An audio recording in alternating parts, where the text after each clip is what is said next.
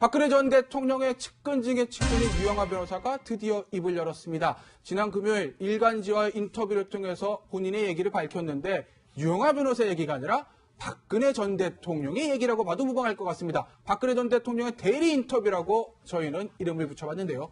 네. 이현정 의원, 유영하 변호사가 지금 이 타이밍에 그동안 입을 열지 않았잖아요. 이 타이밍에 언론과 인터뷰에 응했던 진짜 이유는 뭘까요?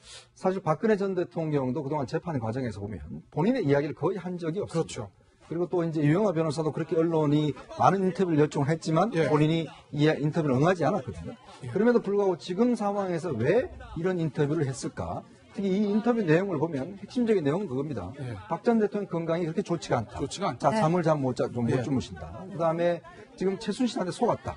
즉 이제 박 전 대통령은 사실 이렇게 몰랐다는 것이거든요. 그렇기 때문에 이 인터뷰를 한 것은 결국은 박 전 대통령의 건강과 그리고 이 공모가 아니다. 즉 최순실의 단독 범행이었다. 한 것에 불과하다. 이런 것들 강조하기 위한 것이 아닌가 싶습니다. 알겠습니다. 저희가 유영하 변호사 인터뷰, 박 전 대통령 대리 인터뷰라고 붙여봤는데 하나씩 저희가 판넬을 통해서 알아보겠습니다. 최순실 씨입니다. 신주평 군대 보내. 최순실 씨가 박근혜 전 대통령이 한 얘기를 하는데 이 얘기 박지훈 변호사 무슨 얘기입니까? 이것도 뭐 최초로 공개되는 얘기라고 생각이 됩니다. 유영하 변호사가 박 전 대통령하고 최순실의 관계에 대해서 대리적으로 인터뷰를 하고 내용이 좀 공개가 됐는데요. 이 정유라가 애를 가지니까 신주평 이 씨를 남편이죠. 남편을 군대에 보내달라고 최순실이 부탁한 적이 있고 그렇지만 박 전 대통령 무슨 말도 안 된다고 그런 일을 어떻게 하냐면 딱 잘라 말하고 한다. 이 얘기를 왜 이렇게 하냐면 최순실하고 박 전 대통령 관계는 없다. 오히려 박 전 대통령 잘 몰랐고 최순실이 부탁하는 상황이었고 그런 것을 들어주지 않았다라는 일례를 아마 제시한 게 아닌가 생각이 듭니다. 제가 이제 인터뷰를 보면서 또 읽으면서 또 이런 의구심을 가질 수밖에 없는데, 그러니까 박 전 대통령 본인이 이야기하는 것 중에 하나가 나는 정말 몰랐다. 내가 속았다. 정말 몰랐다.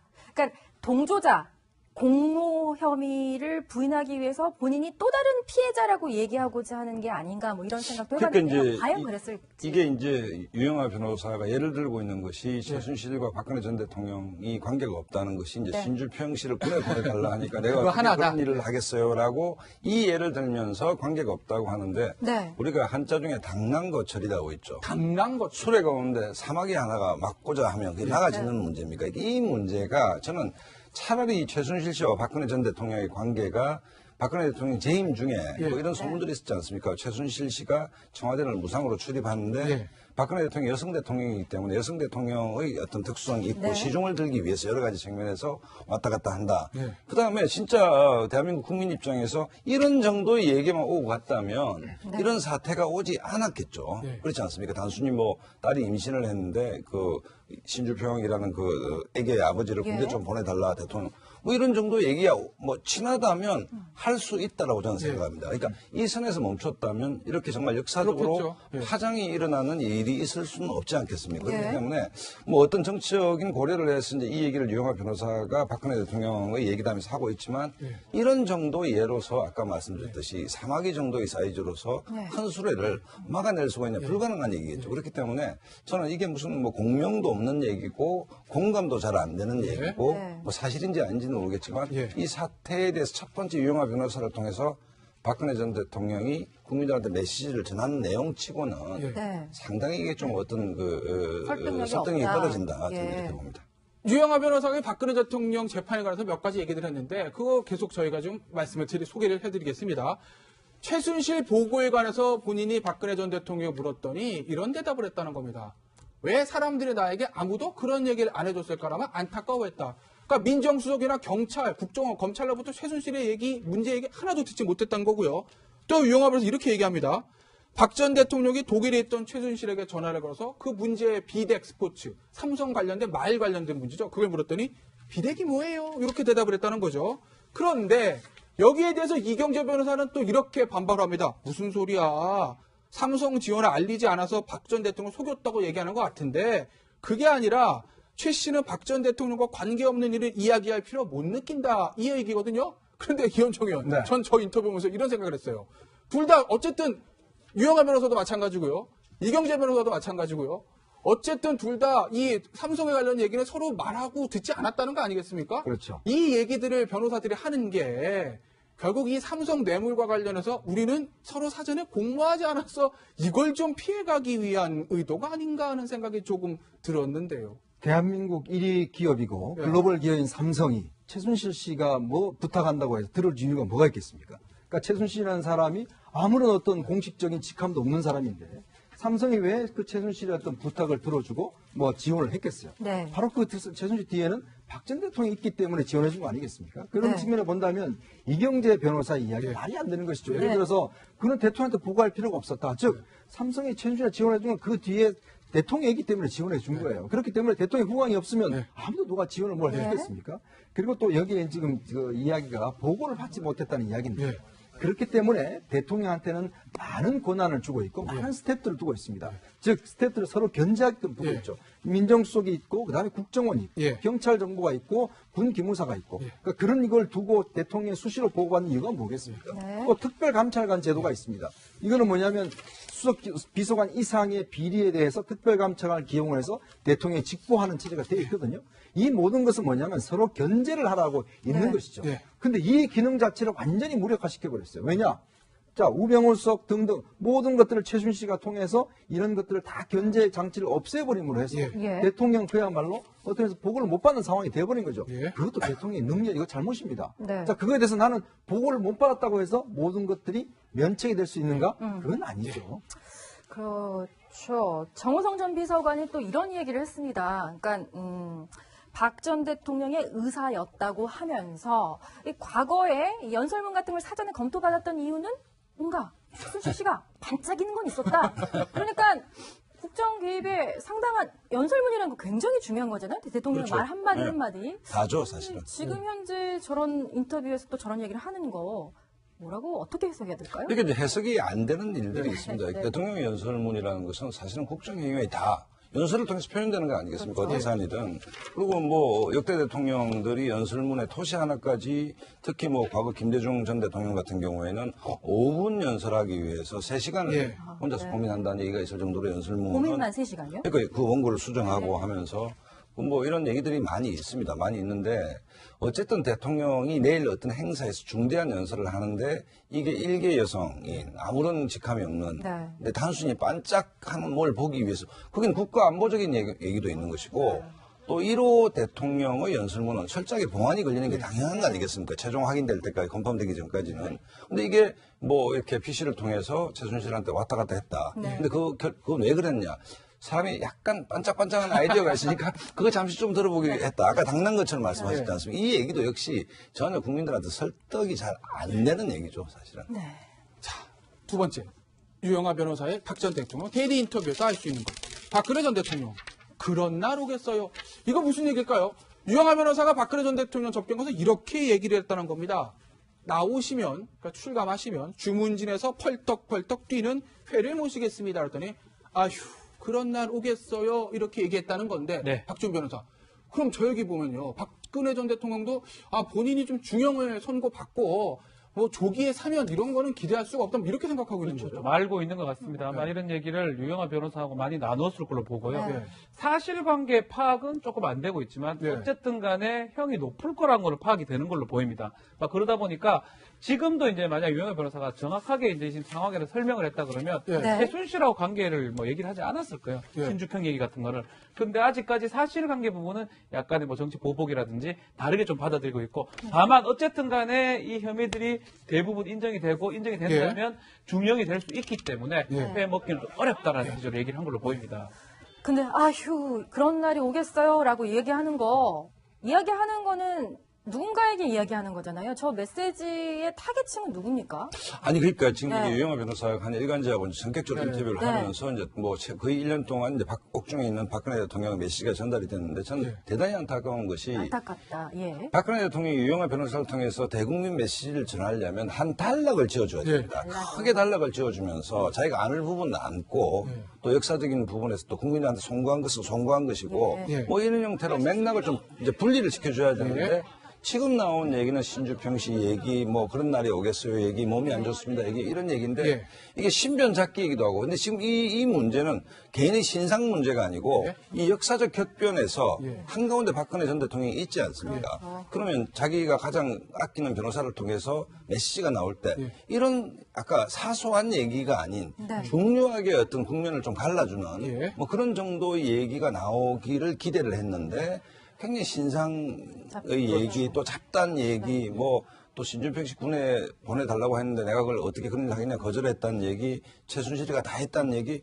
이 얘기는 뭔가 하면 결국은 박근혜 대통령이 모처럼 메시지를 던졌는데 이 메시지가 국민을 전혀 못 바꿔내는. 국민은 못 그러니까 바꾼다. 언제 나올 건지 그거는 국민들도 모르는 거고 재판 결과가 나와야 되는 것이고 재판이 확정되면 그다음에 대통령의 사면권이 어떻게 되는 것인가 문제이기 때문에 지금 언제 나오고 안 나오고 이거 본질이 문제가 아닙니다. 본질을 벗어났다. 이 사태의 문제에 대해서 박이 어떻게 진단을 하고 있고 어떤 판단을 내리고 있고 예. 또 어떤 생각을 갖고 있다는 것이 큰 차원에서 정리가 돼야 되는데 지나치게 지금 유 변호사 통해서 나온 얘기들은 잡다한 얘기다 이게. 그러면 이게 지금 국민들이 봤을 때 정말 알고 싶은 얘기는 전혀 없지 않습니까? 네. 그러면서 좀 아쉽다 이런 생각이 듭니다. 자, 마지막 얘기입니다. 유영하 변호사, 박지목 변호사 30억 요구. 이거 무슨 얘기일까요? 유영하 변호사 이렇게 얘기했습니다. 본인이 가지고 있었던 수표 30억에 대해서 밝혔는데 박 전 대통령은 직접 몇몇 변호사를 지목했지만 대부분 변호사는 난색을 표시했다. 겨우 거물급 변호사 한 명 연결됐는데 박근혜 전 대통령 지목한 변호사라는 거예요. 30억 이상을 제시했다. 그래서 우리는 30억밖에 없어서 그 변호사를 선임할 수 없었다는 얘기인데 이현종 의원, 네. 저 얘기 지금 꺼내는 의도가 어디 있을까요? 그러니까 이게 지금 보면 재산 보전 신청을 해서 네. 받아들였지 않습니까? 네. 지금 그래서 사실은 내곡동 집과 그다음에 이 30억에 대해서 일단 지금 쓸 수 없게 돼 있어요. 이제 네. 그 이유가 뭐냐면 이렇게 되면 이제 앞으로 박 전 대통령이 항소심 재판, 그다음에 대법원 상고 재판 여기에 변호사를 쓸 수 없다는 이야기예요. 예. 그러니까 그런 것들을 좀 간접적으로 이야기하는 것이 아닌가. 왜냐하면 자 우리가 그럼 재판장에 나가고 싶어도 못 나간다. 왜냐 변호사 쓸 돈이 없다. 이것까지 너무하지 않느냐. 예. 이제 그런 것들을 좀 간접적으로 이야기하는 것이고 그리고 사실 또 이걸로서 비춰보면 그 많은 변호사들 중에서 예. 정말 박 전 대통령 위해서 변호를 해주겠다는 사람들이 없다는 또 현실도 한편 씁쓸하게 이야기할 수가 있는 것 같습니다. 전 대통령과 전 대통령의 수사와 재판 얘기를 저희가 해드렸습니다.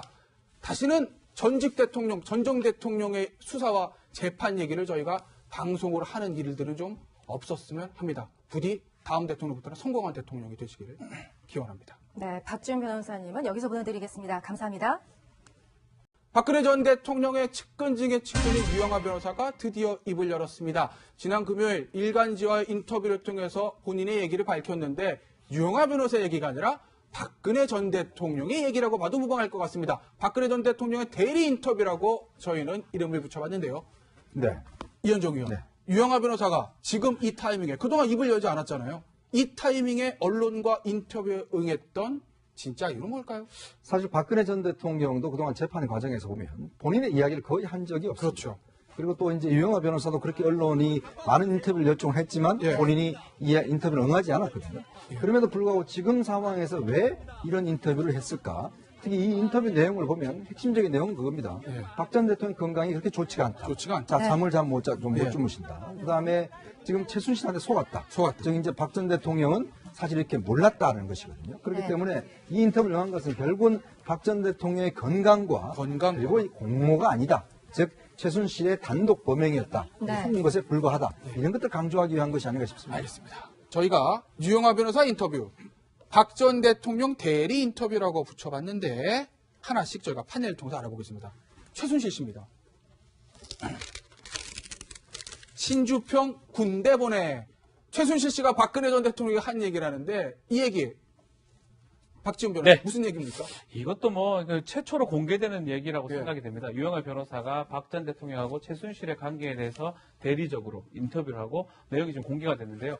이 정유라가 애를 가지니까 신주평 이 씨를 이제 남편이죠. 남편을 군대에 보내달라고 최순실이 부탁한 적이 있고 예. 그렇지만 박 전 대통령 무슨 말도 안 된다고 그런 일을 어떻게 하냐면 예. 딱 잘라 말하고 한다. 이 얘기를 왜 이렇게 하냐면 최순실하고 박 전 대통령 관계는 없다. 없다. 오히려 박근혜는 잘 몰랐고 몰랐다. 최순실이 부탁하는 상황이었고 그걸 두고 대통령이 수시로 보고받는 이유가 뭐겠습니까? 네. 또 특별감찰관 제도가 있습니다.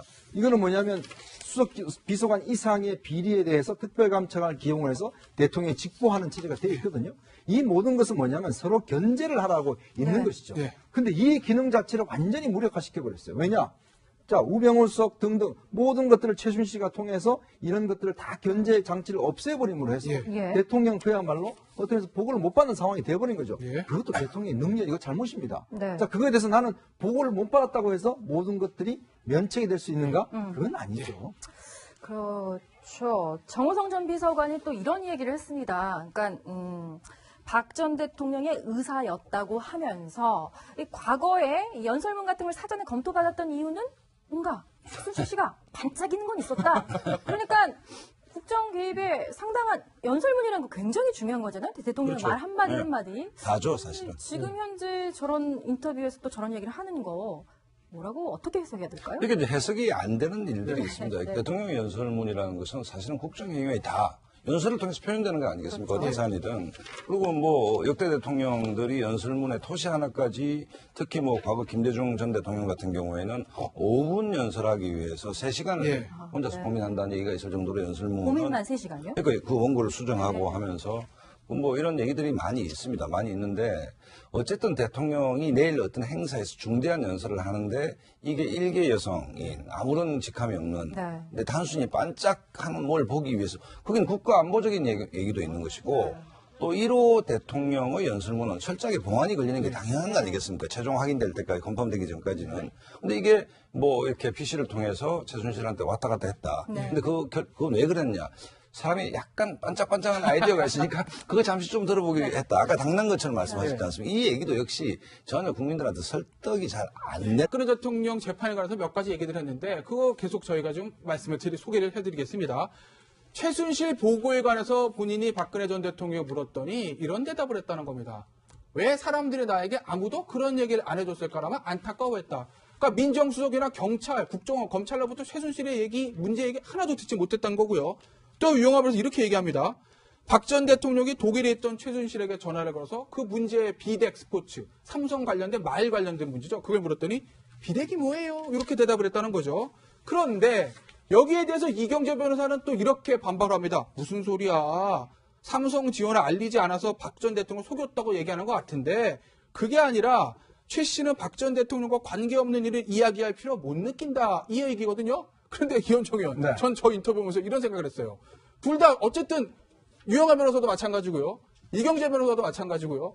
어쨌든 둘 다 이 삼성에 관련 얘기는 서로 말하고 듣지 않았다는 거 아니겠습니까? 그렇죠. 이 얘기들을 변호사들이 하는 게 결국 이 삼성 뇌물과 관련해서 우리는 서로 사전에 공모하지 않아서 이걸 좀 피해가기 위한 의도가 아닌가 하는 생각이 조금 들었는데요. 대한민국 1위 기업이고 예. 글로벌 기업인 삼성이 최순실 씨가 뭐 부탁한다고 해서 들을 이유가 뭐가 있겠습니까? 그러니까 최순실이라는 사람이 아무런 어떤 공식적인 직함도 없는 사람인데 삼성이 왜 그 최순실의 어떤 부탁을 들어주고 뭐 지원을 했겠어요? 네. 바로 그 최순실 뒤에는 박 전 대통령이 있기 때문에 지원해 준 거 아니겠습니까? 그런 네. 측면을 본다면 이경재 변호사 이야기 말이 안 되는 것이죠. 예를 네. 들어서 그는 대통령한테 보고할 필요가 없었다. 즉 삼성이 최순실에 지원해 준 건 그 뒤에 대통령이기 때문에 지원해 준 거예요. 그렇기 때문에 대통령 후광이 없으면 네. 아무도 누가 지원을 뭘 네. 했겠습니까?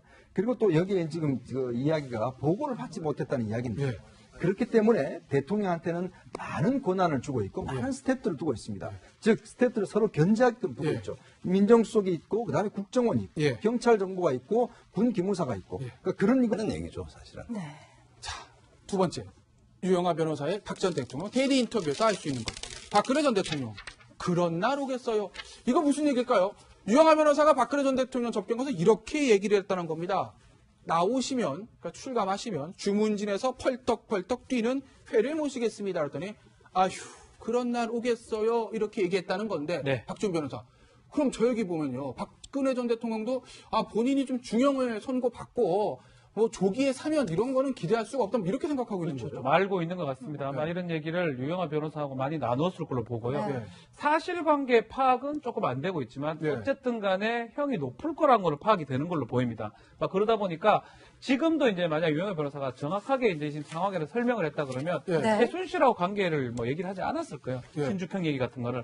근데 아직까지 사실관계 부분은 약간의 뭐 정치 보복이라든지 다르게 좀 받아들이고 있고, 다만 어쨌든 간에 이 혐의들이 대부분 인정이 되고 인정이 된다면 중형이 될 수 있기 때문에 예. 빼먹기는 좀 어렵다라는 기조로 얘기를 한 걸로 보입니다. 근데 아휴 그런 날이 오겠어요라고 이야기하는 거는 누군가에게 이야기하는 거잖아요. 저 메시지의 타겟층은 누굽니까?